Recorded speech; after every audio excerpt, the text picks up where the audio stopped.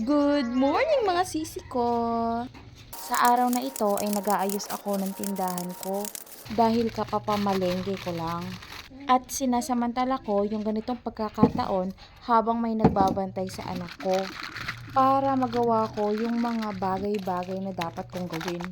Sabihin man natin mga sisi ko, ang hirap gumalaw lalo na't may baby ka. Kaya eto, sinasamantala ko yung mga pagkakataon habang may nag-aalaga sa anak ko. Alam mo ba kung saan ako naglalagay ng med para sa aking tindahan?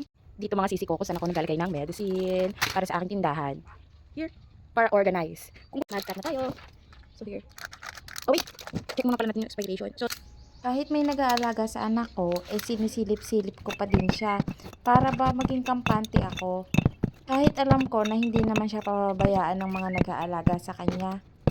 Pero ewan ko ba, ganito ata talaga ang dakilang ina. Kayo mga sisi ko, ganun din ba kayo?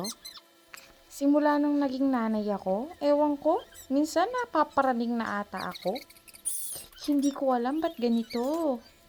Pero in fairness, salamat sa mga tito't tita at lolo't lola ng anak ko. Kasi nakakatulong ko sila sa pag-aalaga sa kanya, lalo na yung pagbabantay kapag may ginagawa ako. Pasensya na kung naka-upside down tong video. Hindi ko kasi namalayan, baligtad pala yung pagkakakuha ko. Salamat sa panonood!